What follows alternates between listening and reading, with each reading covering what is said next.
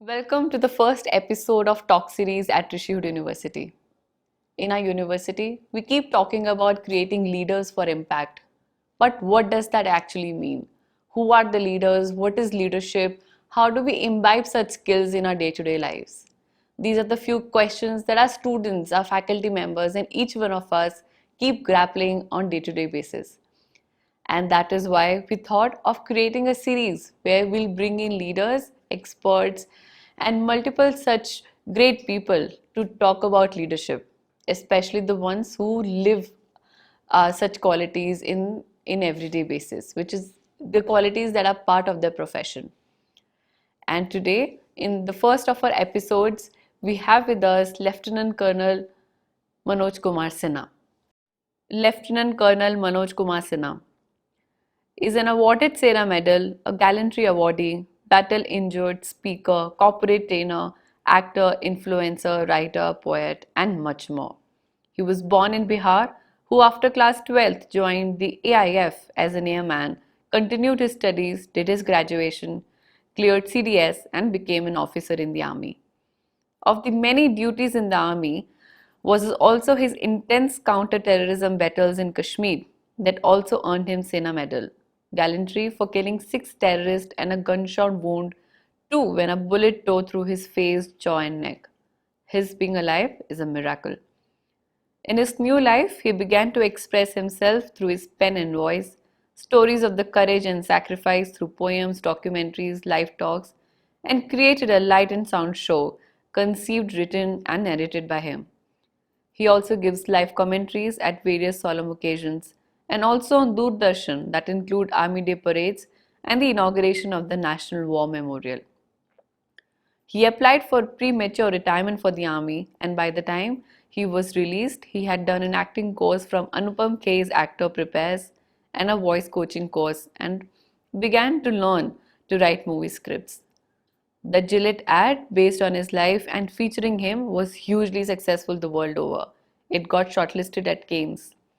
His talks and videos are not only inspirational but thought provoking as well. His conversation with the terrorist is one such video. When the country went into corona lockdown, he voluntarily joined one of the biggest COVID hospitals in the country. In his appearance on Zee TV's Swan Swar Bharat, he displayed his exceptional poetic skills that went viral. Colonel Sinha speaks at TEDx, corporate world, school, colleges, and other forums. He is also a leadership coach at Rishihood University, Sonipat, and we are glad to have a live conversation with him.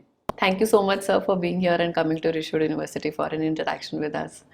Thank you so much for having me here. It's an honor and privilege to be here. And काफी दिनों से associated हूँ. But yeah, visit second time हुआ तो it's feeling good. Yeah. We are glad you're here. Sir, आपका वो story जिसमें आप ने एक बहुत ही टफ जर्नी, एक जब आप आर्मी में थे आपने एक बहुत टफ जर्नी देखी है. You were attacked by a terrorist and after that your entire life changed. आप उसके बारे में ब्रीफली बताना चाहेंगे हमारी ऑडियंस को? Actually, attacked by the terrorist तो खैर पहले भी कई बार हुआ था, but this time I got shot, and so that what happened is after I got shot, there's a journey that began.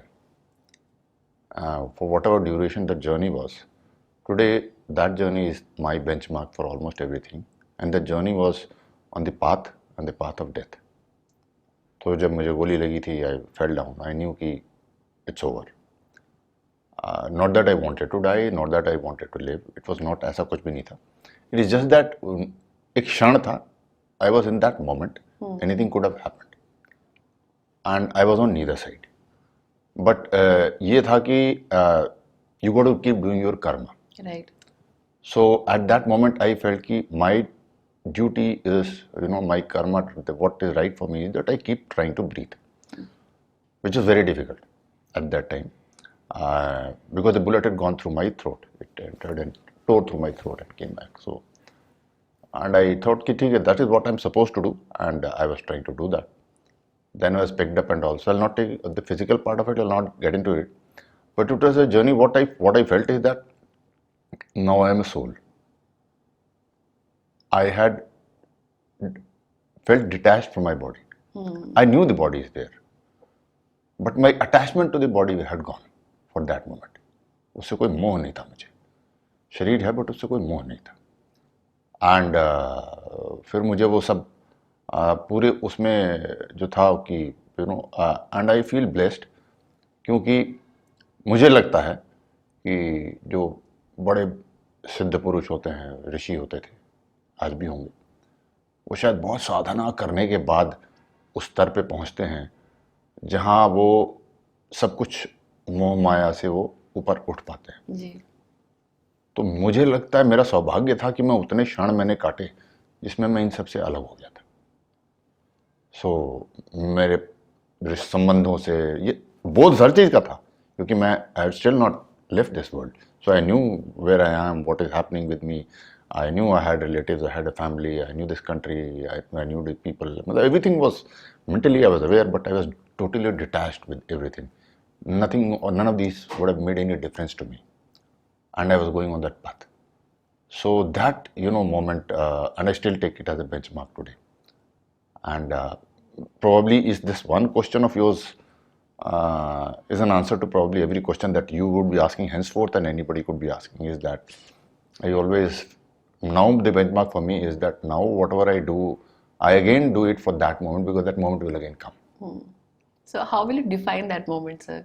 It looks very fascinating, but आप जब उस moment पे थे, can you describe it in words, or is it beyond that? It is beyond words, obviously, because very few people have been there and come back. And people जिन्होंने भाषा बनाई है वो उन्होंने इस दुनिया के लिए बनाई है. हाँ, मैंने कहा ना कि वो एक डिटैचमेंट, जो एब्सोल्यूट डिटैचमेंट हो जाता है हर चीज से, बट कर्म का बोध रहता है. ये मेरा कर्म है.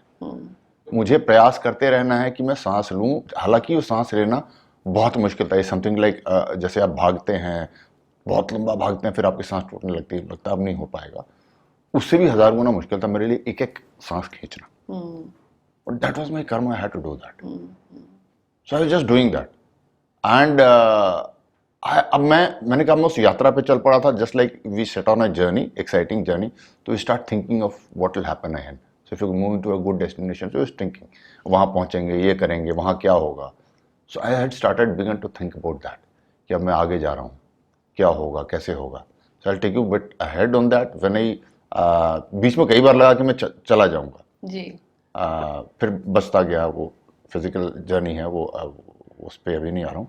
बट हॉस्पिटल में जब मैं होश आया मुझे दोबारा, तो मैं लाइफ सपोर्ट सिस्टम पे था, और whether it was the effect of anaesthesia और what, I don't know, but I could not move anything. I could not even give an expression.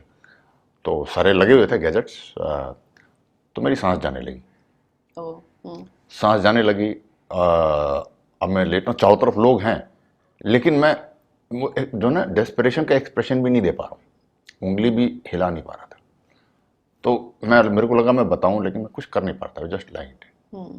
तो मुझे लगा यार अब छोड़, हो गया, यू गोइंग सिंकिंग.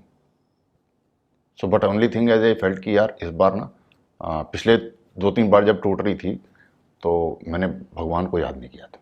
तो मैंने कहा भगवान ने मुझे मौका दिया है कि याद कर ले. इस पर दिमाग में आ गया, तो मैंने जो कुछ आता था मन में, शंकर जी को याद किया, जो छोटे मोटे, और okay, let's go now. And I lost consciousness. Now I know that I lost consciousness, but then I felt I am dying.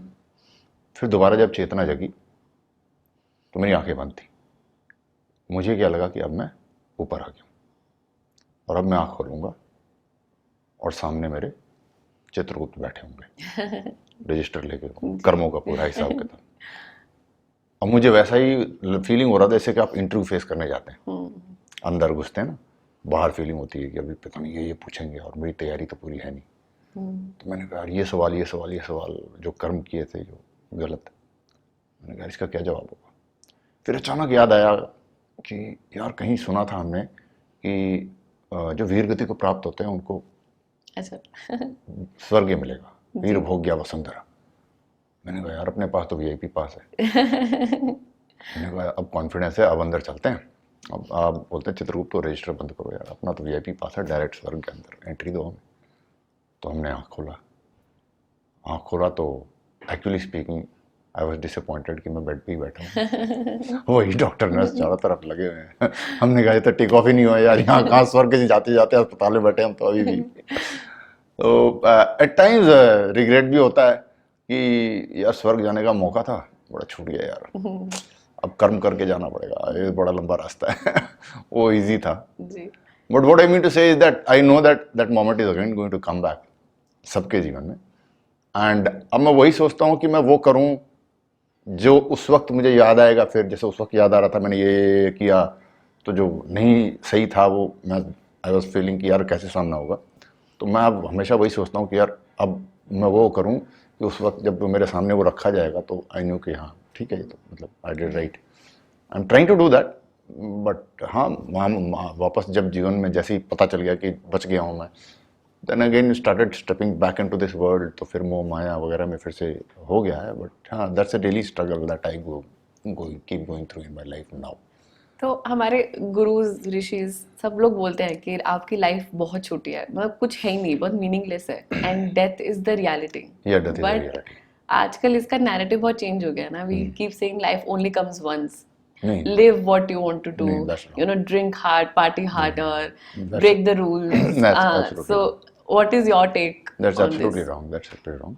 पहली बात तो लाइफ इज हमारा जो परिभाषा है, life is attach to body. We are not body, we are a soul.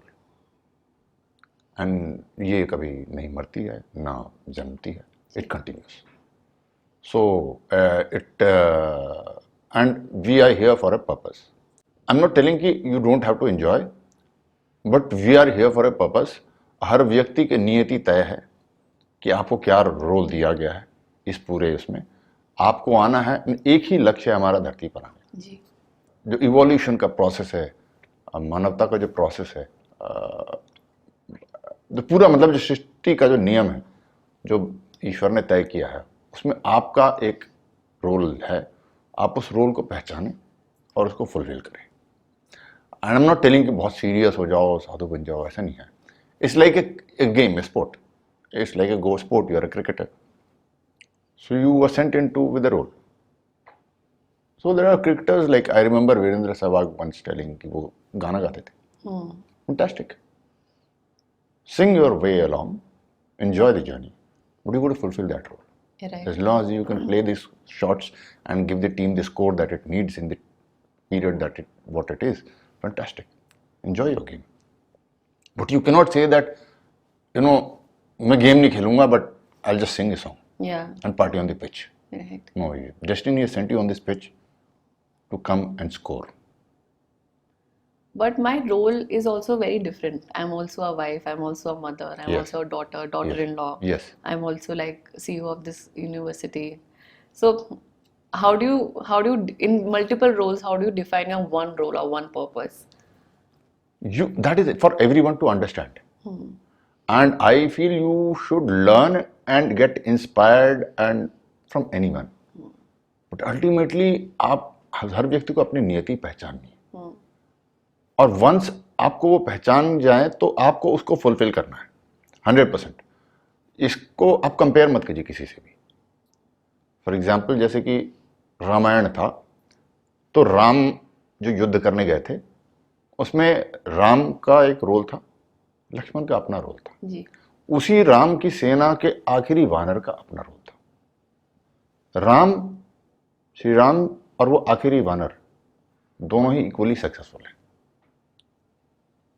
अगर वो सोचे कि मैं भी वानर हूं, हनुमान जी भी वानर ही हैं, वो देखो कितना नाम कर गए, मेरा नहीं हुआ। No, it doesn't work like that. ये मनुष्य है जो इतिहास लिखता है, तो उसमें नायक और खलनायक डालता है बिकॉज उसने लिखना है और सुनाना है इस तरीके से कि लोग सुने, लोग पढ़ें। तो वो शायद उस कंपल्शन में they write the way we write, the way we write since time memorial. But ऊपर जब हम जाएंगे ना, it doesn't work like that. उसमें वो कोई नहीं पूछेगा कि तू राम की सेना में था, तो तू राम की सेना में तो हनुमान जी ने इतना काम किया, तूने इतना ही काम क्यों किया, इससे कोई फर्क नहीं पड़ता। तुम्हारी नियति में जो दिया गया था, क्या तुमने वो रोल पूरा निभाया, निर्वाह किया? That is what it is. If you have done 100%, that's what it is. And वो रोल बड़ा क्रूशियल होता है सबका। इतिहास में आए ना आए वो अलग बात है।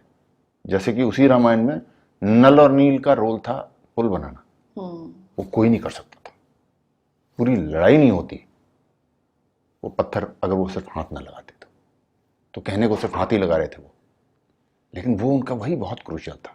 सो everybody is very crucial. So even if you are a housewife, आप डॉटर इन लॉ हैं, आप माँ हैं, आप यहाँ पर CEO हैं, आपका अपना अपना रोल है। और इसको तुलना ना करें और ना कंपटीशन करें। That is what I have a bit of thing कि हम आजकल सबको एक प्रतिस्पर्धा की भावना में डालते हैं। That's not right, you should not do that. आपका जो रोल है do it to your best. If अगर आपके नियति में राम बनना लिखा है, बी द बेस्ट राम। आपकी नियति में लक्ष्मण बनना लिखा है, just be the best Lakshman possible. But what we are teaching today is that you have to be the top. So अगर वो राम नहीं बन पाया तो the Lakshman of today is feeling envious of Ram. Why am I number 2? How can I uptake him and be the number 1? That's not right. आपकी नियति में लक्ष्मण है, आपकी नियति में हनुमान है, आपकी नियति में सुग्रीव है, आप अंगद हैं, साधारण वाली हैं, नल हैं, नील हैं, जो हैं. Just be the best version of that, and you are equally successful as much as Ram was. That is the. So, sir, what do you think is the purpose of your life? The purpose of my life is to, as I told you, I want to be, face death again. And I want to be feeling, I won't say good, I want to be feeling right. That I've done everything right in my life. As much as possible. Right. I know 100 आने चाहिए, 100 मुश्किल है. But you at least know कि 100 out of 100 is the score that one should desire for. और वो scoring अलग है. The way हम लोगों ने जीवन में मापदंड जो बनाए हैं, उससे वो थोड़ा अलग है.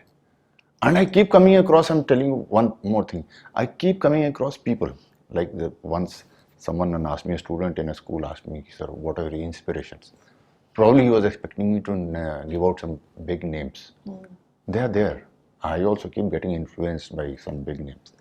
But I told I keep getting influenced by ordinary people around me.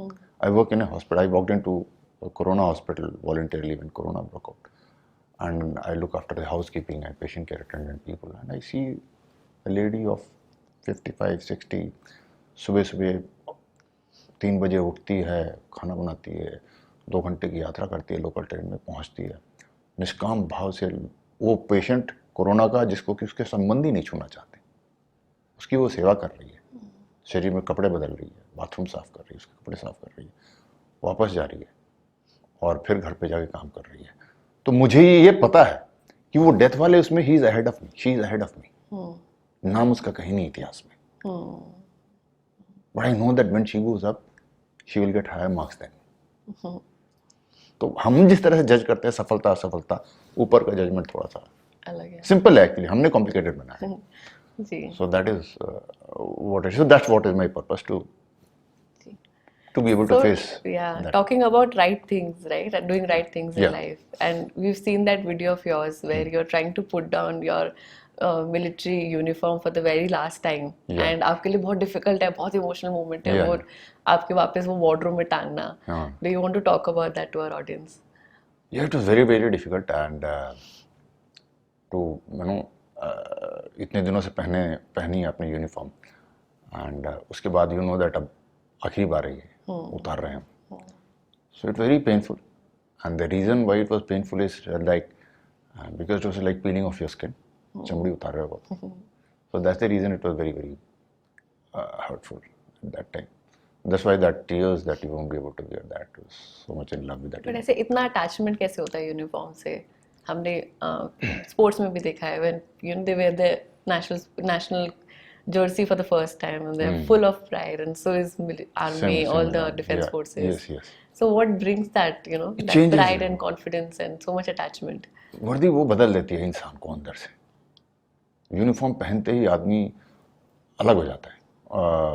साहस देती है. I don't think anything else can give you that, you know, क्योंकि बाकी for most of the other things to feel probably you need that external validation. But uniform is something, आप कमरे में अकेले हो, आपने यूनिफॉर्म पहन ली, you feel so good, you totally feel a different person.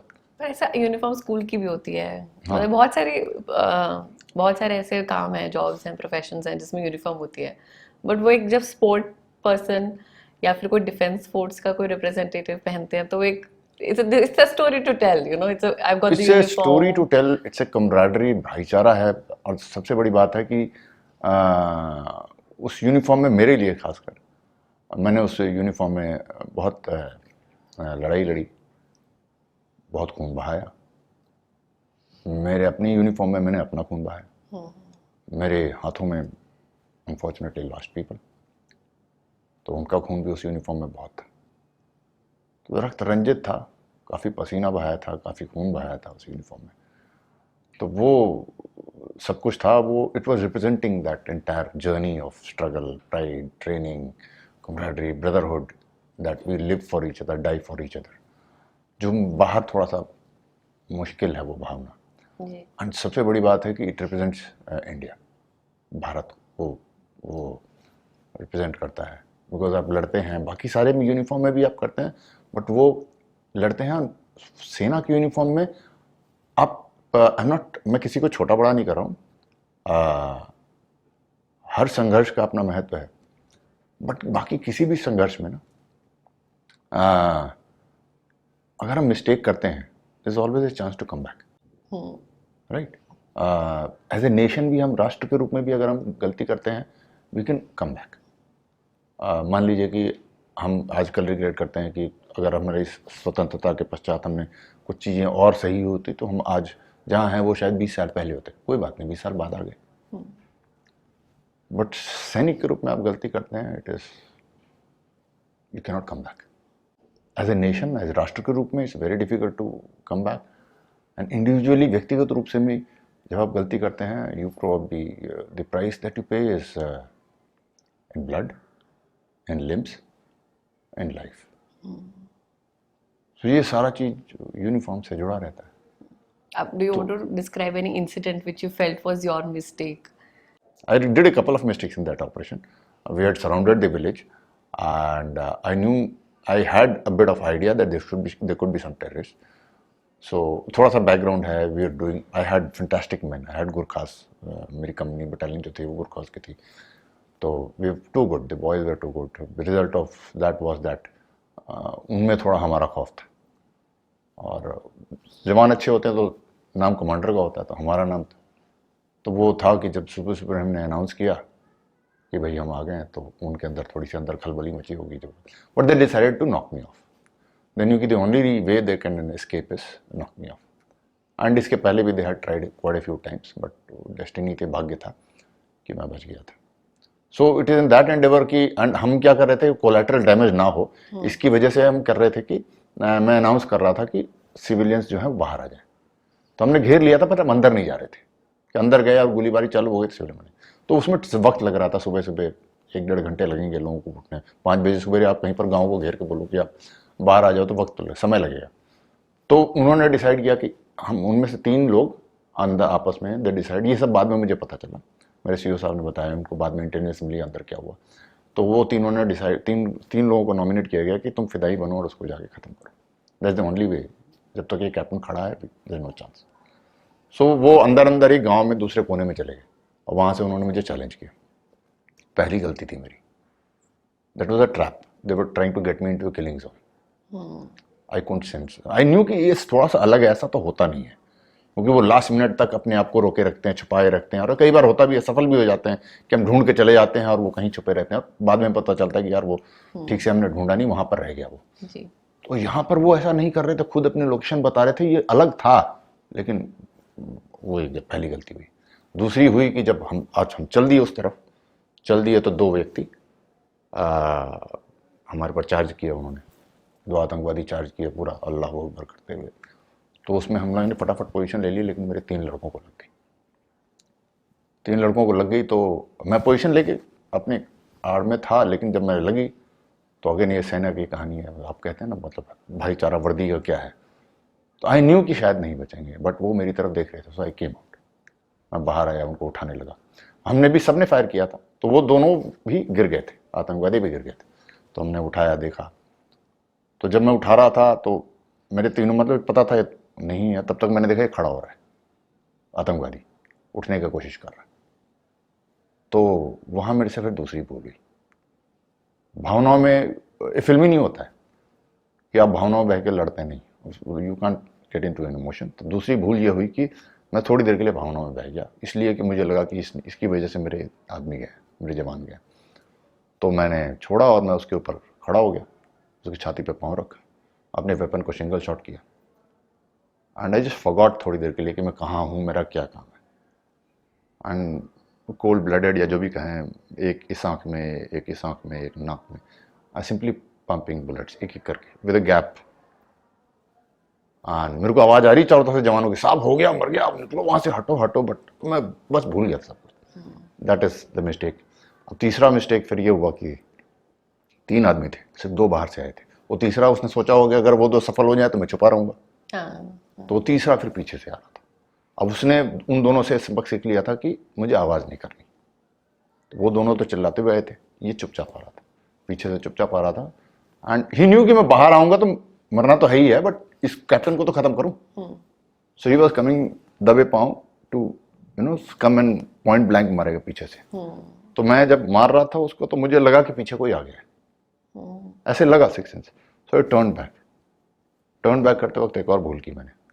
As I turn back I should have raised my weapon. मेरा weapon ऐसे ही था। तो जब मैं घूमा उसके सामने तो उसका हथियार ऐसे था, मेरा हथियार ऐसे ही था। जिंदगी और मौत में इतना ही फर्क होता है। He pulled the trigger first and that's how it happened. So I made 3 mistakes, good enough mistake for to not be alive. How do you feel when you just recall these moments? I only feel the Is there first regret, guilt, ऐसा कुछ रहता है? the regret that I feel my mistake and those 3 lives that I lost. वो मेरी गलती थी। And is that motivated you, or not motivated is not the right word, but ऐसा आपको पुश करा क्या आर्मी इन प्रीमेच्योरली आपने छोड़ा? प्रीमेच्योर पे मैं आऊँगा, बट वो 3 का मुझे आज भी अफसोस है कि मेरी वजह से उन्होंने 3 जवान खोए। बट हाँ, अपने लगने का कोई अफसोस नहीं है। अपने का तो मैंने कहा ना कि अब कभी कभी अफसोस होता है कि यार चले ही जाते तो ठीक था, shorter way. But that's how it happens. आप लड़ने जाते हैं तो कुछ you lose some people, you lose some lives, you come. हाँ, वो lose some people इसमें ज़्यादा इसलिए कि मैं इसके लिए अपने आप को दोषी मानता हूँ। अपने आप को दोषी मानता हूँ। Very difficult to and I've seen a lot of deaths. I've seen एक स्टोरी है मेरे मित्र की है, मेजर पद्मपानी आचार्य की, कारगिल में। तो when he died, तो I had gone to see his dead body in the mortuary. I saw about 70 plus bodies that day, and I've seen a lot of death. To me is very normal. It's a very big truth, as you शुरू में आपने कहा था, बहुत बड़ा सत्य है ये। एंड मेरी तो दोस्ती है, मृत्यु से मेरी तगड़ी दोस्ती है। And I know that even when Yamraj told के ठीक है भाई जा ले जिंदगी, एक बार और ले ले, वो पैक्ट है। यमराज ने बोला आऊँगा फिर से, मैंने कहा ठीक है, and hopefully you will come out as a better person. That's what he told me when he went. I'm trying to live up to his expectation that when I meet him again, so आँख में आँख मिला पाऊँ कि यार I think I've played my innings. When you go back to the pavilion, तो you should go back with pride कि यार I played my innings well. I hope so. जो मुझे दिया गया था। अभी last year I was suffering. I was sick and I was in terrible pain. I knew it's around. मुझे पता था कि death is around and it's telling me कि तू झेल जितना झेल सकता, नहीं हो पता, I will rescue you, don't worry, I got the power to get alleviate all your pain, all your suffering, मैं ख़त्म कर दूंगा, डोंट वरी, बाकी तो जितना झेल सकता है झेल ले।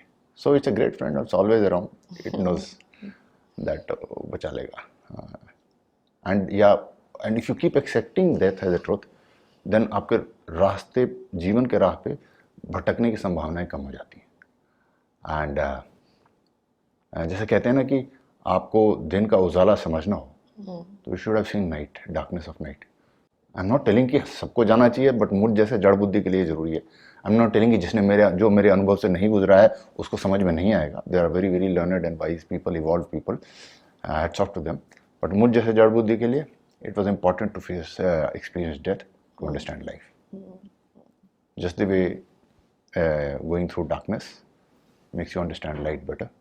For me, so after I've been through that, so now I have to understand life better, and hopefully I have to do things in the right manner. Great to know.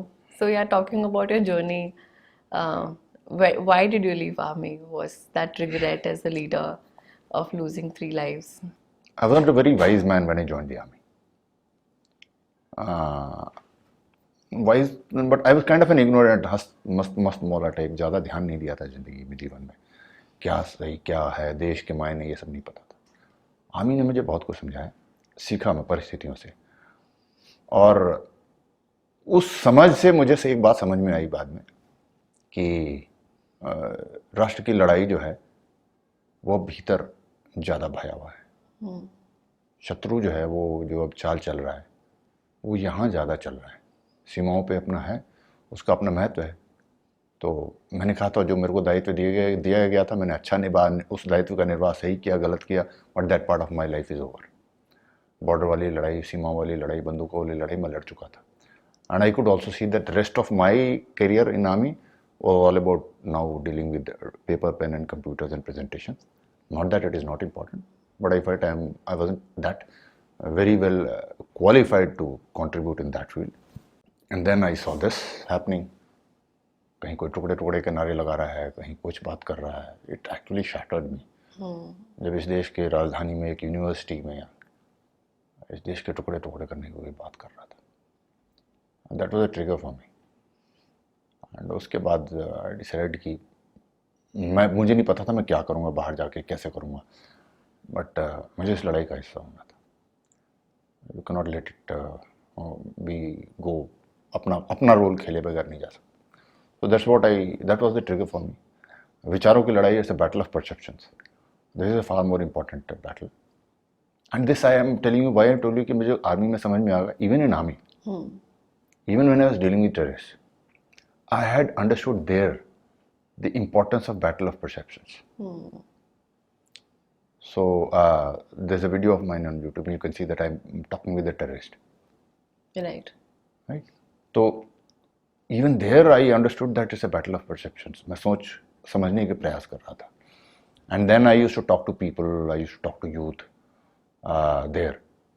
And though I'll tell you one thing. When I went there in Kashmir second time, खबर आती थी कि मैं जितना इलाका मेरे control में था कि एक लड़का है वो आतंकवादी बन गया, मतलब ही जॉइंड देयर रैंक्स. हर हफ्ते डेढ़ हफ्ते में एक आ जाता था. दैट सेट मी थिंकिंग यार what is it the thought that which is taking him there. वो क्या ऐसा बोल रहे हैं, क्या ऐसा समझा रहे हैं जो वो उधर जा रहा है. I wanted to combat, fight that thought. And that's what I told. Then I started speaking. I went to schools. So मेरा एक्चुअली में स्कूल से एसोसिएशन वहाँ शुरू हुआ, एजुकेशनल इंस्टीट्यूशन से. सो मैं प्रिंसिपल को जाके बोला कि I want to talk to the youth, and I started doing what I did. Then I started speaking to people. जलता था जहाँ भी लोग मिलते थे, बाजार में, चौक पे.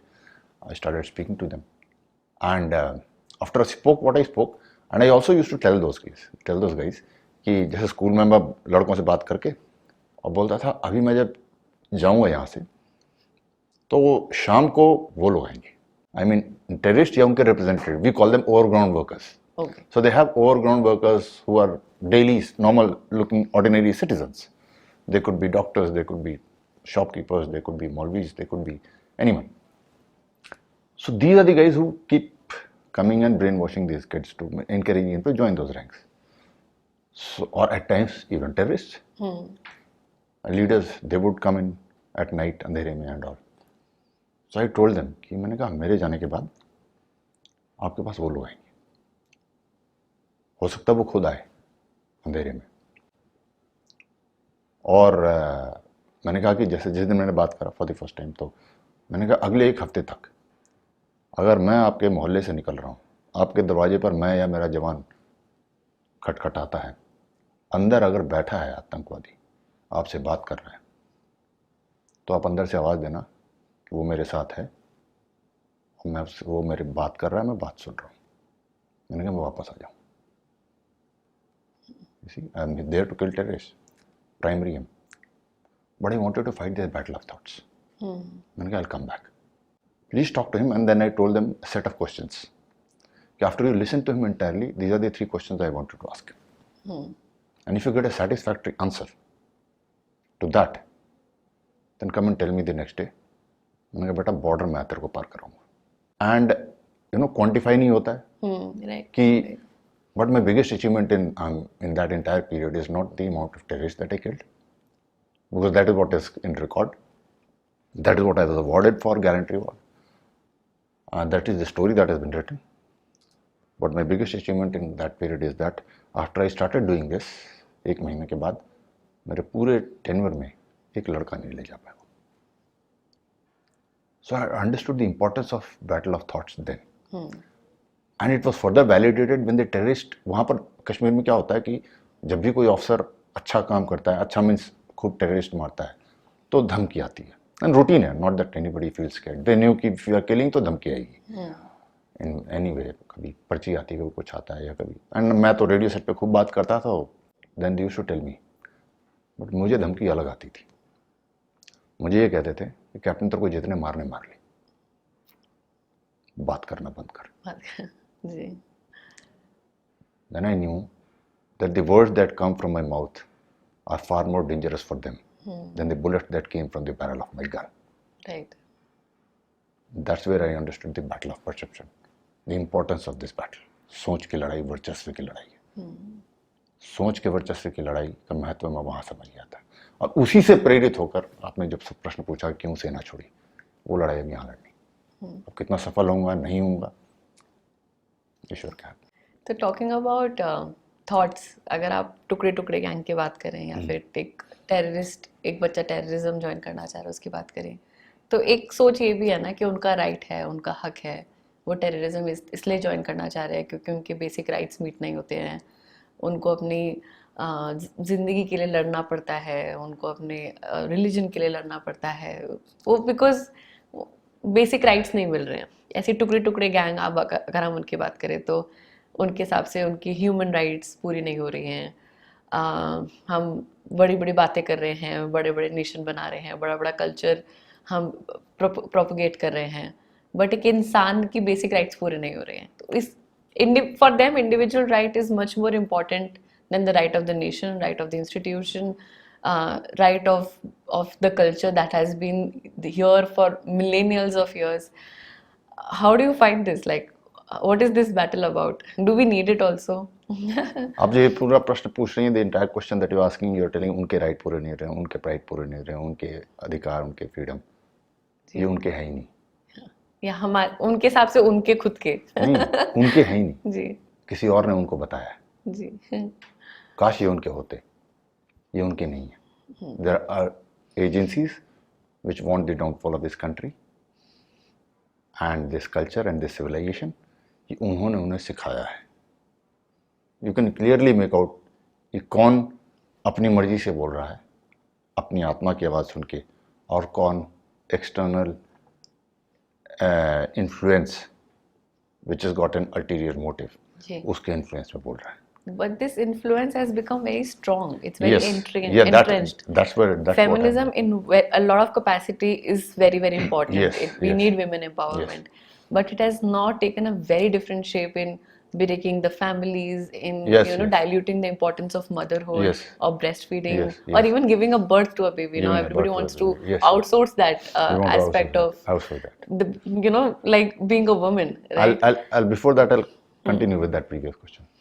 आपने कहा ना उनके राइट्स, पहले तो मैंने कहा ये उनके हैं. और दूसरी बात, आप खुद सबको इस विचार करने की आवश्यकता है, क्योंकि हमारे इतिहास में हमारी जो संस्कृति थी, पुरातन जो मूल संस्कृति है, उसमें आप देखेंगे ये जो शब्द हैं अधिकार और कर्तव्य, पूरा संस्कृति, पूरी हमारी शिक्षा व्यवस्था, पूरा आचरण सिर्फ कर्तव्य पर निर्धारित है, अधिकार पर कहीं है ही नहीं.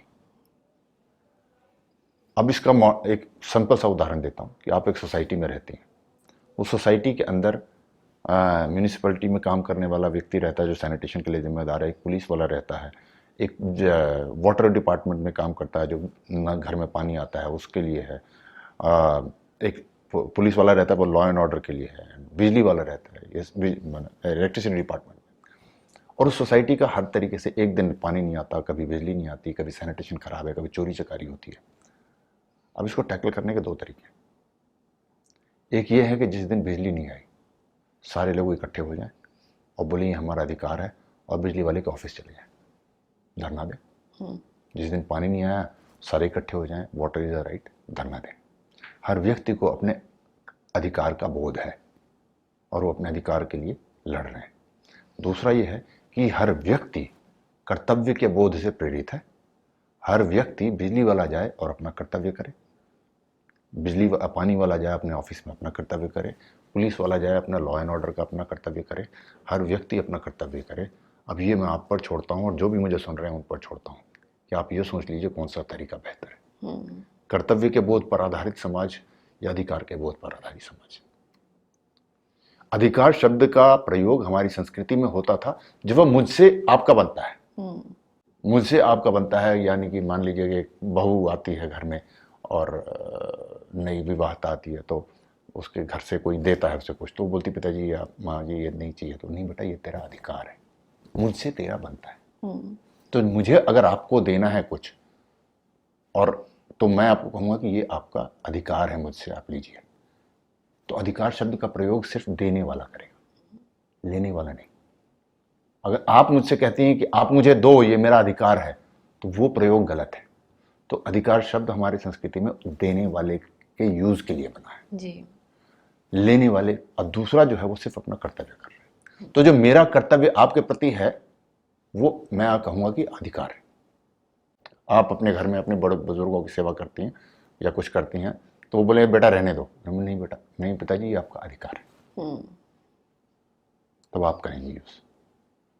वो अधिकार जो उनको आप दे रही हैं वो आपका कर्तव्य है। तो ये सटल डिफरेंस है जी।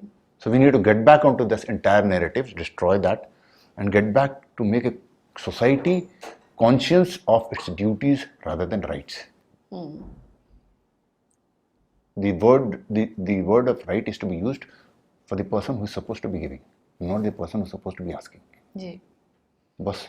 और हर व्यक्ति अपना कर्तव्य करेगा तो अधिकार मांगने की आवश्यकता ही नहीं रहेगी। जैसे उस सोसाइटी का मैंने उदाहरण दिया, अगर हर व्यक्ति अपना कर्तव्य कर रहा है तो किसी के पास धरना देकर अधिकार मांगने की आवश्यकता नहीं रहेगी। अगर हम अधिकारों की बात करने की इतनी जोर से आवश्यकता पड़ रही है, इसका तात्पर्य यह है कि इसका मतलब कई लोग अपना कर्तव्य नहीं कर रहे हैं। उस सोसाइटी में सब लोग अपना कर्तव्य नहीं कर रहे थे, तभी तो कुछ लोगों को अधिकार मांगने की बात आई। तो बेहतर यही तरीका है हम कर्तव्य बोध पर आधारित समाज, परिवार में भी मांगते हैं ना सब लोग। परिवार में भी अधिकारों पे ही लड़ाई हो रही है। दो देवरानी जेठानी है तो अधिकारों में मेरा अधिकारी है, तेरा अधिकारी है, या साथ जो भी है, दो भाइयों में, दो बहनों में, तो अधिकारों में अगर हर परिवार में भी हर व्यक्ति कर्तव्य के बोध से प्रेरित हो, समाज में प्रेरित हो, राष्ट्र में प्रेरित हो, तो कितना बढ़िया समाज हो जाए, कितना बढ़िया परिवार हो जाए, कितना अच्छा राष्ट्र हो जाए। मैंने कहा ना विचारों की लड़ाई है राष्ट्र के में जब मैंने कहा, तो उन्होंने क्या करा है कि हमारे देश में नैरेटिव एक फैलाने का प्रयास किया गया, मतभेद का, वर्सेस, हर चीज में वर्सेस, कैसे हम लोगों को एक दूसरे के खिलाफ कर सकते हैं। तो वो बहाना ढूंढ रहे हैं।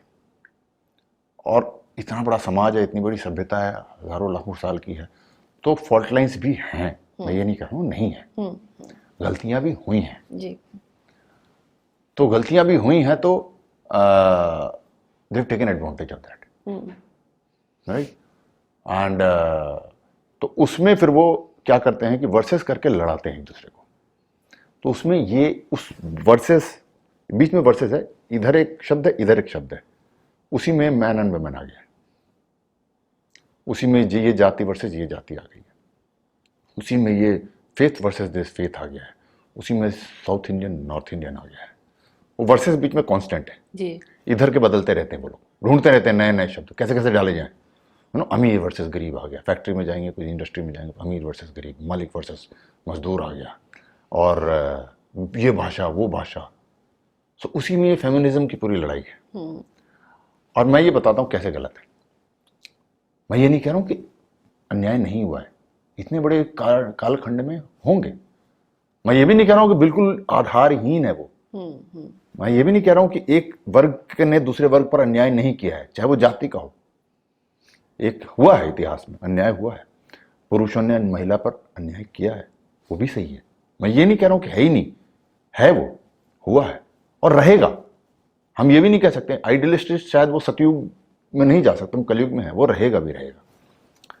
बट अब इसको आप इस तरह समझिए, how do you tackle that, ये कौन सा वास्तविक में जो हमें बता रहा है वो वास्तविक तरीके, वो हमारा हित चाहता है कि नहीं चाहता है, how do you understand that. मैं आपको समझा रहा हूं। एक सिंपल सा उदाहरण लीजिए आप, कि आप घर जाती हैं और आपके घर में 2 बच्चे हैं। आप घर में जाती हैं और देखती हैं कि दोनों कमरे से आवाज आती है कि लड़ रहे हैं दोनों। आप अंदर जाती हैं, देखती हैं कि एक बच्चा दूसरे बच्चे को पीट रहा है, राइट। अब तुरंत क्या करेंगे? सबसे पहले आप किसको एड्रेस करेंगी? वो चाहे प्यार से करें, चाहे डांटें, चाहे मारे, I am not getting to that. आप एड्रेस किसको करेंगी? जो मार खा रहा है वो, या जो मार रहा है वो? आप किसको सबसे पहले बात करेंगी? जो मार रहा है। जो मार रहा है, right. You deal with the person who is doing oppressing the other, right. Because आप हो सकता है उन बच्चों की माँ है, बहन है, दीदी है, जो भी है, मामी है, चाची है, बिकॉज आप वेलविशर है। अब टेक द सेम एग्जाम्पल, वही दोनों बच्चे नीचे खेलने जाते हैं, मतलब नीचे मिलते हैं, और आपके पड़ोस में कोई है जो ईर्ष्या रखता है इस परिवार से, अहित चाहता है इस परिवार का। उसको पता चलता है कि घर में एक फॉल्ट लाइन है, ये दोनों बच्चों में तनातनी है, और ये एक मार रहा है, एक मार खा रहा है। वो पता क्या करेगा? वो एड्रेस करेगा जो मार खा रहा है। उसको बोलेगा, तेरे को ऐसे किया तेरे भाई ने, तू सुनना नहीं, ये चाकू ले ले, कल मारेगा तो घूम देना, चिंता न कर, मैं हूं, तेरा अधिकार है, ऐसे नहीं सुनना तुम। उसको भड़काएगा वो। मैं ये इसलिए बता रहा हूं, जो भी सुन रहे हैं, आपके साथ अन्याय हुआ होगा, मैं उसको तो बिल्कुल नकार नहीं रहा हूं, बट जब भी कोई व्यक्ति जिसके साथ अन्याय हो रहा है उसको भड़काने का प्रयास करे, वो आप ही के साथ हो रहा है, लेकिन अगर आपको एड्रेस कर रहा है कोई, ना कि उसको जो अन्याय कर रहा है, तो वो आपका हितैषी नहीं है। Please understand everyone. एक दूसरा, ये तो एक वैसे एग्जाम्पल दिया मैंने, अब एक एक्चुअल देता हूं। जमीन, अमीर गरीब की, भूमिहीन और जमींदार लोग थे आज़ादी स्वतंत्रता के पश्चात। तो एक संत थे आचार्य विनोबा भावे। वो क्या कर रहे थे? वो उन्होंने एक चलाया था भूदान आंदोलन। वो जाके जमींदारों को समझाते थे। उस उदाहरण में क्या देखा? आप किसको एड्रेस कर रही थी? जो मार रहा है, राइट, जो ऑप्रेसर है जी। तो चूंकि आप हितैषी हैं, तो आचार्य विनोबा भावे चूंकि समाज का हित चाहते थे, तो वो जमींदारों को समझाते थे कि यार सारी जमीन तुम लेके बैठोगे, वो गरीब हैं, भूमिहीन है, you must part with something. And he was getting successful.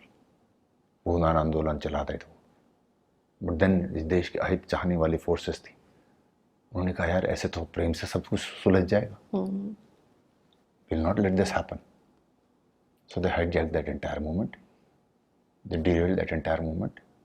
फिर उसी भूमिहीन लोगों के पास गए, छीन के लो तुम अपना, हथियार लो, बंदूक लो, नक्सल बनो, ये करो, वो करो, छीन के लो इन अमीर ज़ादों से अपना अधिकार। Same is in the context of man and woman. I'm not telling men have not done wrong. They have and they still do.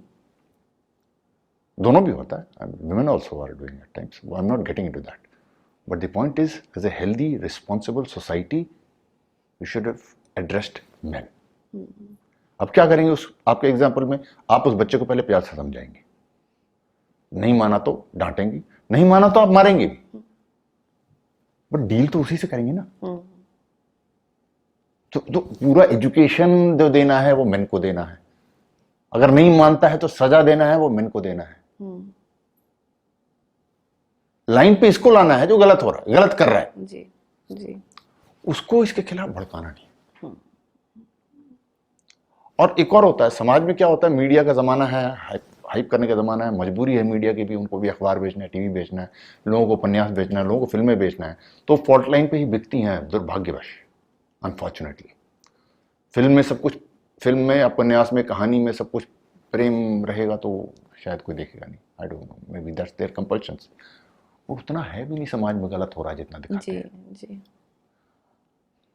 मैं अनफॉर्चुनेटली, तो सौभाग्य से मैं गांव से जुड़ा हूँ, तो मैं पिताजी के साथ बाहर एयरफोर्स में थे, तो मैं जो फिल्में देखता था, तो फिल्मों में तो देख के ऐसा लगता था कि हर दलित के साथ बलात्कारी हो रहा है। हम्म, हाँ अभी भी।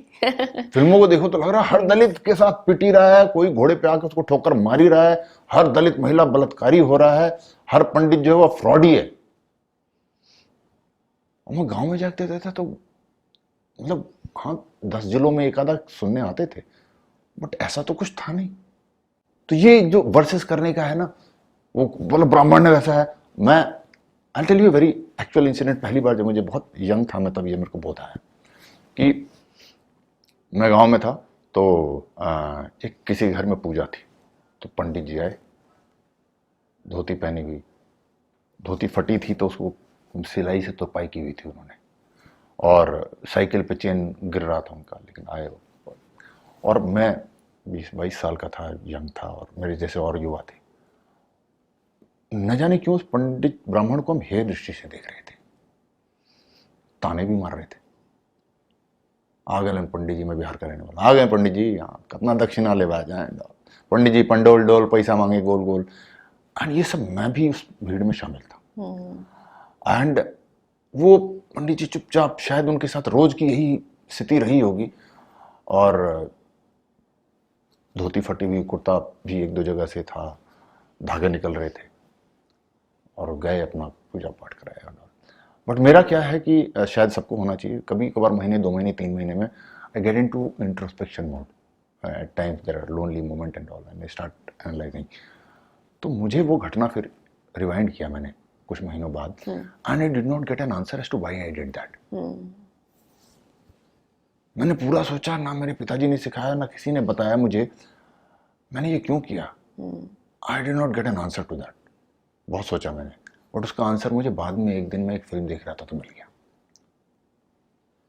तो मैंने कहा यार, बचपन से मुझे हर फिल्म में यही बताया जा रहा है कि ब्राह्मण ढोंगी है, धूर्त है, ठगी है, वो फिल्म की नायिका की तरफ वो वासना भरी दृष्टि से देखता है, हर चोर की टीका है ना, हाँ टीका है। मैंने कहा यार, ये तो मेरा ब्रेन वॉश कर दिया है बचपन से। जी। वो तो मैं गांव से जुड़ा हूं, तो ये प्रश्न मैं अपने आप से पूछ पाया। जो बच्चा जो कभी गांव गया नहीं है, उसको तो फिर यही है। और मैंने आज तक गांव में किसी भी ब्राह्मण को नहीं देखा जो सिर्फ पुरोहितगिरी कर रहा है। अमीरों के नहीं, गांव की बात कर रहा हूं मैं, शहर में होंगे मुझे नहीं पता, और वो धनाढ़ है।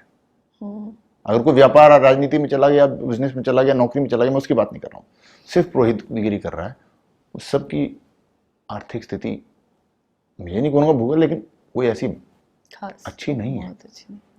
तो दैट इज व्हाट, ये वर्सेस की लड़ाई का जो फॉल्ट लाइन है, और फिल्मों में दिखाया जाए तो हर ब्राह्मण दलित को पीट ही रहा है। तो ये फॉल्ट लाइन को देख के लोग कर रहे हैं, तो वो भड़का रहे हैं। तो वो जो खासकर जिसका शोषण जो है कमजोर तथाकथित रूप से, उसको भड़का भड़का के और ये लड़ाया जा रहा है। तो ये बीच में वर्सेस कॉमन है, बाकी ये दोनों तरफ रहेगा। और दिल कीप डिस्कवरिंग न्यू। वो हर ऑर्गेनाइजेशन में भी है। ऑर्गेनाइजेशन में भी चले जाएंगे तो इतना बड़ा ऑर्गेनाइजेशन है, जरूर कोई ना कोई पॉलिसी ऐसी रही होगी जिसके साथ किसी न किसी साथ अन्याय हुआ होगा। मतलब मैन मेड पॉलिसीज है ना, there always be flaws in that, right. You can not have a perfect thing. तो ऑब्वियसली इट विल, एंड बस उसी को पकड़ के वो लोग उस ऑर्गेनाइजेशन में भी भेद करेंगे। यूनिवर्सिटीज में हैं, not every university is as harmonious as Rishihood, but वहाँ पर भी है प्रोफेसर बस स्टूडेंट्स हैं, ये हैं वो हैं। तो that's the reason, and that's the thing, the women should understand that, and they have a very definite role to play, very important role to play. Same जैसे मैंने शुरुआत में कहा, नियति है जो आपको दिया है ईश्वर ने, उस नियति को समझिए, पहचानिए। Is nothing about, I also don't believe this equality thing. जैसे मैंने कहा ना, राम है एक वानर है, बराबरी क्यों करनी? तो main women equal, it's not that. और करनी भी है तुलना तो women is here and men are here. So if you want to be equal, you'll have to climb down quite a huge distance to come equal to men. इस दुनिया में जितने भी अब तक गलत काम हुए हैं इतिहास किसी भी कालखंड में ले लीजिए, अधिकांशतः तो आदमी ही करता है ना। चोर हमेशा ज़्यादातर आदमी हुए हैं, डाकू हमेशा आदमी हुए हैं, बलात्कारी आदमी हुए हैं, ठगी आदमी करते हैं। Wars, all of the most of the wars that have been fought are because there have been always been Hitlers and Aurangzebs and around. So I think women are here to balance that out. And I also sell one thing to all the women of the world, at least भारतीय नारी को कहूँगा मैं, बाकियों की बात मैं नहीं जानता, कि आप जो हैं you are the custodians of the conscience of the society and the family always. And इसको one of the reason they have attacked that feminism is because नारी जो थी वो हमारे समाज और परिवार की स्तंभ होती थी, आज भी है, बट उन्होंने देखा कि मैंने कहा अल्टीमेट मकसद तो है इनको कमजोर करने का, पूरी सोसाइटी को। उन्होंने कहा पिलर तो ये है, इसको भ्रमित कर दो, इसको कमजोर कर दो, इसमें वो सारे मोहमाया ज्यादा डाल दो। तो वही नारी थी इसी परिवार में, इसी देश में, इसी समाज में, जो जिसको कहते हैं कि डेली के खर्चे से बचा के पैसे रखती थी, जो घर के हेड को बोलती थी क्या आवश्यकता है इसकी। वो सोचते अच्छे बुरे समय के लिए मैं पैसे बचा लूं, और जब बुरा वक्त आता था तो उसकी गठरी से पैसे निकलते थे। तो वो यही वो नारी थी जो पहले बोलती थी क्या आवश्यकता है, क्यों जरूरत है, क्यों कर रहे हो जी, चल जाएगा ना काम, क्या जरूरत है, क्यों उड़ा रहे हो, बचा के रखो बुरे दिनों के लिए। हमारे देश के परिवार की नारी कहती थी। और आज वो देखता हूँ, जब कहीं कहीं देखता हूँ किसी किसी वो प्रेशर में है नारी की तरफ से कि और बड़ा फ्लैट, और बड़ी गाड़ी, और ज़्यादा कपड़े, और ज़्यादा गहने, तो that is what is got wrong, वो है। और कहीं मैं था कि मतलब सबसे बड़ी गुरु नारी होती है। तो मैंने कहा कस्टोडियंस ऑफ द कॉन्शियंस जो है, कभी कभी पुरुष जैसे पुरुष बाहर जाता था तो दुनिया में देखता था, तो वो देखता था, नारी जैसे घर में रहती थी, पुरुष जाता था तो वो देखता था बाहर, उसका बड़ा हवेली है, उसकी बड़ी गाड़ी है, उसके पास ज़्यादा वो है, तो वो शायद कभी कभी बहकने लग जाता था कि कुछ भी करके I want to be that. But when he came back it is the woman which told him कोई ज़रूरत नहीं है, please don't think on those lines, मत करो, काफ़ी है हमारे पास। So that's why I say the custodians of the conscience. I'll modern example दूंगा मैं आपको एक। आर्मी में जब women आए, तो by nature I'm not telling good or bad, but yeah army में we use all kind of languages, जो भी है काम करें, ठीक है, वो एक है good, I'm not getting to that topic. When we are all men and soldiers, so free flowing शब्दावली का प्रयोग होता है जब क्रोध आता है या डांटना होता है जी।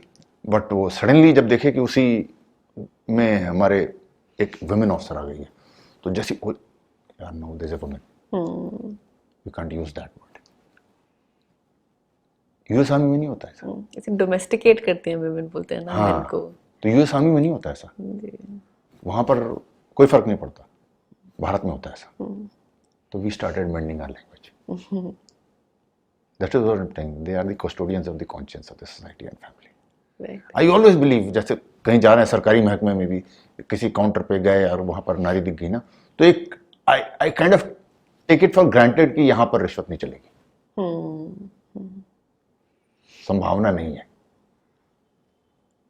आदमी होता है तो फिर सोचना पड़ता है, देखते हैं यार अगर मानेगा नहीं मानेगा, शायद हाँ ना, यहां पर ग्रांटेड है, नारी बैठी है तो बाकी चीजें हो सकता है वो काम ठीक से ना करे, चक्कर लगवा, वो सब ठीक है, बट इस बात का थोड़ा सा विश्वास हो जाता है कि रिश्वत तो यहाँ नहीं होगी जी, जी। तो इसलिए मुझे बड़ी पीड़ा होती है जब मैं खबरों में सुनता हूँ कि कहीं जो फ्रॉड हुआ, उस फ्रॉड के गैंग में एक नारी थी। मुझे बड़ी यार no, don't do this please, नारी नहीं यार, डोंट डू दिस, आप मत करो ये काम जी।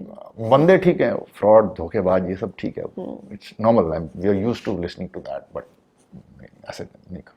सर आपने पिछले क्वेश्चन के आंसर में बताया कि बिकॉज आप गांव से जुड़े हुए हैं तो आपके लिए आपका थॉट समझना आसान है, बहुत जरूरी। Is it also a reason that lot of people who join defence forces and especially army are from villages or are from very low economic background, We don't see people from Mumbai, Delhi, metropolitan cities aiming to join, defense forces. What are your views on that? It's actually very good we are blessed हमारे देश में we are blessed कि हमारे यहाँ पर गांव हैं और वो गांव से ही हमारे मेजॉरिटी फोर्सेस आते हैं and that's very good that is actually the strength of our army उसमें I not say I don't what I'm about to make a statement now will not go very well with the people in the city. They may not like me. Not that ऐसा नहीं है. There are exceptions everywhere. I've seen wonderful people from cities as well. It's all about values. But गांव में ज़्यादा values रहते हैं. मोह माया में थोड़ा कम पड़ते हैं लोग. हालांकि वहाँ भी अब ये with the mobile thing and everything going, so उधर भी थोड़ा सा इफेक्ट होना शुरू हुआ है अभी. बट अदरवाइज ट्रेडिशनली वहाँ नहीं है. गांव में एक ट्रेडिशन है ऑफ प्राइड. गांव में एक ट्रेडिशन है ऑफ समाज संगठित है. तो समाज संगठित में होता क्या है कि आपको हमेशा इस बात की चिंता रहती है कि मेरा परिवार और मेरा समाज क्या कहेगा. मैं अपना ही उदाहरण दे रहा हूँ. अभी मैं मुंबई में रहता हूँ. कोई अधिकांश लोग किसी को नहीं जानते. एंड मैं जब ट्रेनिंग में गया था तो it was very tough and I was not the best of the physically I wasn't the like top में नहीं था मैं. तो अगर 10 लड़के दौड़ रहे थे तो probably I would be 5th 6th somewhere or in the lower half. I was never in the top 3 वगैरह में नहीं था. So always found it that way and at times I saw शुरू के हर ट्रेनिंग के batch में क्या होता है शुरू के 10-15 दिन में there are people who give up who break and they say कि हमसे नहीं होगा. And I saw people who were running, used to be ahead of me, giving up. मैंने कहा यार जब ये नहीं हो रहा है तो मेरे से कैसे होगा. But the difference lied in because I was connected to my village. You could not have gone back into that village. आप जा ही नहीं सकते हो. You cannot show your face into that village. You cannot step in. उस समाज को परिवार को आप शक्ल मतलब ऐसा धब्बा लग जाएगा कि मतलब आप इतनी ग्लानी में रहोगे कि आप छोड़ दोगे वो जगह. And the same way if I was living in a say city at that time. मैंने कभी गांव में नहीं गया. सोसाइटी में छोड़ के आ जाए कौन पूछता है. That keeps you going not only training but right through out your duty. कि समाज में गांव में जाके शक्ल दिखानी है. ये धब्बा लेके आप जा ही नहीं सकते कि आप लड़ाई के मैदान में ये कर गए वो कर गए. और दूसरा एक है कि डिफिकल्ट लाइफ जीने की आदत गांव में होती है. I've seen, again, not everyone, so please don't get me wrong, the city guys. But there could be a situation, you are from a city, especially officers की बात कर रहा हूँ मैं, men की बात नहीं कर रहा हूँ मैं. You could be very good, physically damn good, you could be running on the races, आप जिम में जा रहे हैं, strength भी है, good in academics, excelling everywhere, and you get into army. आप फिर एक लड़ाई लगी या एक्सरसाइज होती है हमारी तो you move into a battle situation where you start on the road for days living tent में रह रहे हैं और खाना नहीं पक रहा है लाइक सो 3 दिन तक वही पूड़ी खा रहे हैं. And for morning ablutions you just got to go and dig a pit and do and cover it up and come back. In a normal scenario they were excelling. Physically भी strong है, सब कुछ कर रहा है, अंग्रेजी बढ़िया, everything intelligent भी है. He is like going. Moment to put him into that scenario, non comfort zone जिसको बोलते हैं, ही स्टार्टेड ब्रेकिंग. 3 दिन 4 दिन खत्म. यार ये कब होगा. He started losing his cool patience and battle is all about that. You could be required to be stay in a trench for days nights. तो देन आई न्यू कि यार ये गलत है. That is the reason वो गाँव वाला is important, and that's the I've seen it myself. I was in Baramulla once, and वहाँ पर उस समय एक UN observers group था. So UN observer group था, and they used to come to us for some requirement and all. We used to go and they used to come. Normal, officially we were not supposed to, but personal relation थे. And उस time army wasn't very well equipped when I went into the army. So clothing वगैरह सब कुछ था. So they could spot that हमारा कभी जूते फटे हुए हैं जवानों के, यहाँ पर स्नो बूट हैं, बर्फ़ घुस रही है, कोट फट गया है, तरपाई लगा रखी है, बंदा चल रहा है. ऑपरेशन हो रहा है तो जल्दी फौज, वो कहता था वेस्टर्न ऑफिसर कि यार what great man you got, और चला गया, वो पूरी ले ली और चल चल चल चल चल चल चलो यार, चुको चुको चुको जल्दी जल्दी, जो भी रेजिमेंट है, जो भी जवान है, चल चल कोई बात नहीं, खाना मिल रहा नहीं मिल रहा, चला जा रहा, पानी मिल रहा नहीं मिल रहा, हंस रहे बोल रहे लड़ रहे, एंड ही सेज कि यार हमारे यहाँ तो 3 बार हॉट मील नहीं मिला, तो मतलब the guy doesn't fight at all, and वो इक्विपमेंट में थोड़ी सी भी he just throws, I want new. हाँ यार तुम्हारा मतलब in fact used to tell us कि तुम्हारा तो कोई चैलेंज ही नहीं है लीडरशिप का। मतलब बंदे तो ऐसे ही लड़ने को तैयार है, हर स्थिति में खुश है, जो दे दो हाथ में, गंदा फंदा पूरी सब्जी पूरी, और 2 खाए चलते चलते, दुश्मन रखना है सामने, लड़ रहा खुश रहा, मतलब what man you got, that's the strength, that is the importance of, you know, we're fortunate, and that's what I'm telling you, that the Chinese army, you know, वो हमसे लड़ाई की बात की छोड़ो, इसी में हार जाएंगे। जस्ट वो आप -30-35 वाले टेम्परेचर पे सामने उनका पोस्ट लगा दो, हमारा पोस्ट लगा दो, एंड वो तो उसी में ही पूरा एयर कंडीशन बनाते हैं वो लोग, तब थोड़ा बहुत टिक पाते हैं वो। हमारे जैसे में तो 4 दिन में उखाड़ के चले जाएंगे तंबू, सर्वाइव ही कर जाए हमारे इक्वल कंडीशंस में ना, दे कांट सर्वाइव, लड़ने की बात ही छोड़ो, they just can't survive. ऐसा क्यों है? Why is there so much resilience? Because we come from that rural background, village background. तो वही मोटिवेट कर रहा है, तो आप आए हैं करता तो आपके दोस्त मोटिवेट हो रहे हैं, फील्ड्स, खेतों में काम किया हुआ है, सब कुछ किया हुआ है, पर ज्वाइन करने के लिए भी आप आए तो हाँ, आपने अपने दोस्तों को मोटिवेट वो करा। गांव में वो मान सम्मान रहता है ना, सेना का जवान का मान सम्मान रहता है, मैं ये करके आया वो करके आया हूँ। मैं जब था लड़ा था तो मेरे जब लग गई थी, मैं जब वापस आया गांव में, तो I was a pride for my entire village, मतलब वो तो I was kind of embarrassment भी कभी कभी होती थी मुझे कि वो गांव है तो, और उस जमाने की बात है, थोड़ी रेवलरी रहती है बगल वाले गांव से, इससे उससे, trying to show down each other and all. वो मेरे को लेके मेरे चचेरे भाई या कोई गांव के लोग जो युवा लेके जाएंगे, और मेरे को शो परेड कराते थे, ये देख हमारे गांव का लड़का है, इतने गोली खाई इसने, ये वो, इसने इतने मार दिए। मैं बोलता अरे भैया थोड़े मारे मैंने, तो चुप रहे यार, शो ये हमारे गांव का बहादुर लड़का है, दैट हमारे परिवार का लड़का है, वो गांव में है। शहरों में डजंट मैटर बगल वाले फ्लैट में कौन रहता है, क्या करता है, क्या नहीं किया, फेल हुआ पास हुआ, डजंट मैटर। तो वो that is the strength of people coming from village in close net family and close net society. So वो that is the reason village is very important, and values हैं important गांव के, and most of उसमें क्या रिश्तेदारों में भी most of हमारा रेजिमेंटल सिस्टम है, उस गांव के कई सिपाही होते हैं, तो वो खबरें भी आती रहती हैं एक दूसरे की, तो एवरीबडी इज प्राउड, मामा चाचा ताया किया, लड़ाई लड़ा, ये हुआ, वीर गति को भी प्राप्त हो गया, तो then everybody is proud of that. मतलब मेरा जब करके आया तो I couldn't believe the atmosphere which was there in the ground, I felt the reward that I could see the gleam in the eyes of my people in the village, that is far bigger reward than any investor ceremony that can have in Rashtrapati Bhavan और the media, कितने कैमरे लगा लो, that honour that I felt of being in that village, जो सम्मान था, कोई ceremony नहीं हुई, but that was far more valuable to me, that is what keeps you going, that is what is the advantage of coming from a village and doing that. जी, so do you think Agniveer scheme जो सरकार ने अभी भी launch करी है, will it change that, will it motivate more people from different backgrounds to join? नहीं, the feeling remains the same, army में जाना है।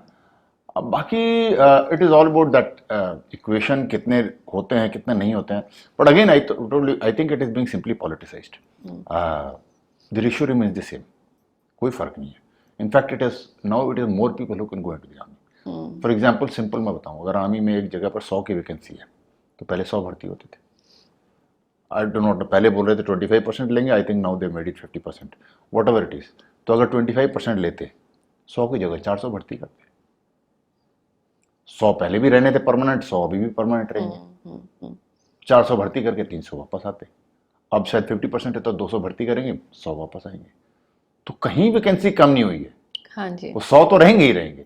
Another 100 people will have the pride of having served in the army, and there is no better education than being in the army. Right. अब 18, 19, 20 साल में लेके 4 साल 25 साल में बाहर आ जाएगा, अगर बंदा हम क्या करते हैं हमेशा वो क्रीम के को लेकर डिफाइन करते हैं success and all. Some people yes some students are doing very well and all, but most जो होते हैं वो 21 से 25 साल में कर क्या रहे. हर बंदा तो आईएएस क्रैक नहीं कर रहा ना, हर बंदा आईआईटी क्रैक नहीं कर रहा. Everybody is not able to reach this Rishihood university.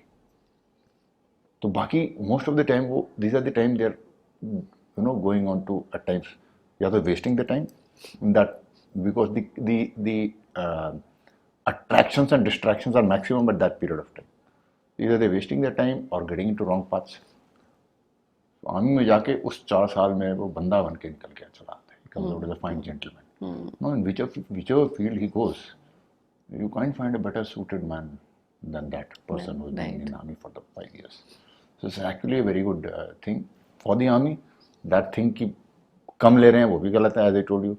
And these well-trained people, disciplined people with some values instilled in them, coming back into the society and injecting the same values in different streams of various other organizations in this country is actually very good. That will be helpful. So, do you think we should have compulsory army training for 2 years after class 12, just like Israel, Singapore? Logistically, it may not be possible because we are too huge a country, but otherwise, it would always be good if we can afford it, logistically, financially. Then it is a good, but that part I don't know. I'm not an expert on that. But yeah, it would have been good. There's no better. अभी भी मैं बता रहा हूँ कि for all this corporate people and everybody, they still, they haven't got used to how to take the best of these people. So there's a lot of talk about people coming and trying to adjust in civil, but I think the civil should थोड़ा सा अपने आप को tweak itself to adjust to their values. Values, right. I think it should also become part of the education system. Graduation में आपका 11th 12th में. Yes. Army training के नाम से we can do multiple. Army training is one part. Even if you're not, there's another topic I do not know. To be able to fight, it should be an intrinsic part of the training. Education. I don't know legally, technically, I'm not getting into that. But if you go back to the ancient system of education, तो for example we take Dasharath ने राम लक्ष्मण भरत शत्रुघ्न को जब भेजा था ऋषि के पास, तो महाराज दशरथ के पास ऐसे कोई शत्रु नहीं थे, किसी पड़ोसी राज्य से कोई शत्रुता नहीं थी. He wasn't seeing any enemy, but then still उन चारों को शस्त्र विद्या तो सिखाई गई थी ना. तो हर ऋषि के पास जब जाते थे तो शस्त्र विद्या का पार्ट ऑफ दैट. आपका पड़ेगा खतरा नहीं पड़ेगा वो बात की बात है, शत्रु है नहीं है बात की बात है. It is intrinsic part of your training that you should learn how to fight. Right. So वो आर्मी में जाके करें या यूनिवर्सिटीज या स्कूल्स में हम शुरू करें, I do not know where it's possible or not, but to be able to fight is a very, very basic requirement of every human being. Right. Very basic requirement. So, sir, we've talked about your army life, we've talked about your value system, about government schemes. So, let's talk about your family. So, जो आपका पूरा, you've faced death, you've talked about your village also. But what about your parents, your daughters? You have 2 daughters, a wife. Like, what has been their role in your entire journey of being in the army, and then just voluntarily leaving it and coming into civilian life and fighting another battle of thoughts. It's been a mixed bag. Yeah. My biggest, as I grew till such time I got married, and even marriage के काफी दिन तक my biggest influence has been my father. One of the reasons again वो village वाला background आता है. My father was a very tough and a brave man. People know me for my bravery, but he was a class apart. So he always felt, because he was in Air Force, so Air Force में तो ठीक था, camps में I was fine. But the moment we went back to village, पहले तो छुट्टी मतलब गाँव और तो कुछ होता नहीं था. तो moment we stepped down, foot into the village, he wanted me to be as tough, as rigid, and as brave as every boy of the village. And those days, no electricity, nothing. Law and order भी पहले था, चोरी वोरी डकैती हो रही है, normal खबर थी, ये सब होता रहता. What years were these, like जो बता रहे हैं आप? 70s 80s की बात कर रहा हूँ, 70s में. तो वो he wanted to be as good as them. That is the, so he was pushing very hard. That मुझे तेरे उनके जैसे चाहिए. दो माई अंकल्स यूज्ड टू से कि नहीं बाहर से आया है गेम सम टाइम, बट नहीं वो जितना बड़ा बोझा उठा रहा है ये भी उठाएगा, रात में अगर वो जा रहा है बिना डरे तो ये भी जाएगा, and all those things. That expectation always was at the back of my mind, and somehow I always felt that I'm not able to live up to that, even though when I became an officer and all those things. My entire jail tag was the trigger for the jail tag was that, because it is, and then when he came into the ICU, when I got shot and he came to see me. So the moment he landed at the airport, he was received by my men who used to operate with me. So they must have told him stories. साहब तो बड़ा डरता नहीं है, ये है वो है. Then he met my CO. मतलब by the time he stepped into the ICU, he had met my men, my CO, my senior officers, my doctor as well. जो मुझे समझ में नहीं आया था तब, but my doctor also used to keep telling me on whenever he visited कि you are alive because you're brave. तो मुझे समझ में नहीं आता तब कि इसमें कौन सी bravery है, but ठीक है, later I understood what he meant.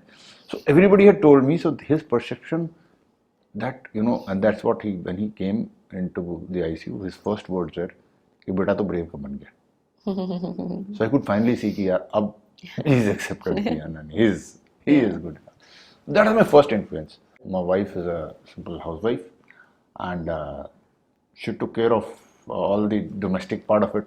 I was slightly out, बाहर सोचना देश दुनिया ये सब में ज़्यादा. I could do that because she took care of the growing of my children, my two daughters. So they were very, I got injured in 2000. So then I think one of my daughters was 1 year and another was 4 years. Oh. So most of their life they've seen me with this scar and the suffix to my name, that is a gallantry award of Sinha medal. So they were always proud of that fact, that, you know, even whenever somebody asked me my name, and if I just ended it at Lieutenant Colonel Manoj Kumar, whatever, Captain Sinha, Manoj Kumar Sinha, they would immediately complete it. नहीं आप पूरा बताओ. Captain Manoj Kumar Sinha, Sinha medal. ये कौन बताएगा? So they were always they are proud of that fact, and whatever I speak to the world, ये सारा trial जो है ना, जो मैं आजकल बोलता हूँ, ये सारे एक्सपेरिमेंटेशन मैंने अपने डॉटर्स के साथ किया. So I used to tell them whatever I experienced outside. So hopefully they're doing, one of them has got married, another will get married. Hopefully they will make a good wife, good mother, and everything. And because that part, my wife has always been supportive of this. She never comes out. She never expresses her. She never wants to have that intention of taking part of my glory. But yeah, she has been that part of me. But yeah, she has questioned me. Very piercing means valid questions she has always asked me. And whenever she had a difference of opinion, she's done that. And that has made me think more and come out with that. She's not let me go unchecked. कि आप जो कर रहे हो ठीक है. And when I took that decision to leave army, again, she was like concerned mother. Yeah. And she wasn't, ये क्या है decision? Why are you wanting to leave? And the logic of, तो वो फिर ठीक है, but then I left.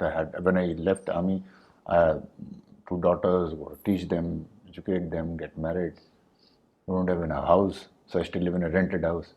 But I had taken a decision to fight this battle, so I took that. And when the hindsight of but now they are proud of whatever I do, and they have that in me. They know that he will do something bigger.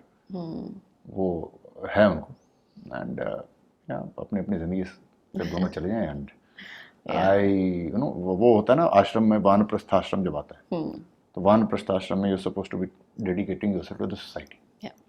So I want to get into that. I'm already into that mode, but once another daughter gets married, then I'm fully for that. And my wife is going to be with me, and that is what it has been so far.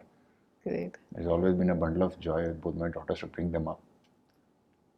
Lecture बहुत दिया मैंने उन्हें. I'm sure. We've heard army fathers are very strict, very disciplined. It's a very different to grow yourself in a army family. एक stories अलग होती हैं उनके, बहुत ही 6 बजे खाना खाना था, 6 बजे खाना खाना था, इसका भी story सुना है. So उतना मैं शायद डॉटर्स थी ना, हाँ, तो थोड़ा सा मैं सॉफ्ट हो गया था. I didn't know. Actually speaking, I'll tell you, I do not know. But when I only had daughters, so it's kind of lost कि यार इसमें करना क्या है? Because I knew how my father dealt with me. तो had I had son तो मुझे कुछ नहीं करना था, वो फोटोकॉपी कर देना था. Got to be very strict and this and मतलब ठुकाई पुटाई की जरूरत है तो करो. जी. But once I had daughters मैंने कहा यार ये तो फार्मूला तो चलेगा नहीं. यहाँ तो even if they made a mistake or if you don't like something तो थोड़ा सा you let them get away with those things. I don't know whether right or wrong, but वो था कि बेटी है तो कैसे you can be very ruthless and the ability to say no. I don't know if I would have had a son, probably I would have been very upfront and told no. इसमें थोड़ा मुश्किल हो जाता है बेटी को ना करने में. कुछ बोले डिमांड करे तो नहीं यार यू गॉट टू से नहीं यार ठीक है ले. वो आई डोंट नो स्पॉइल किया या पैम्पर किया या that is for them to जज. But that is how it has been and I only hope they come out. I have always told my daughters one thing, whatever is your dreams and aspirations in career, education, I'll support you fully.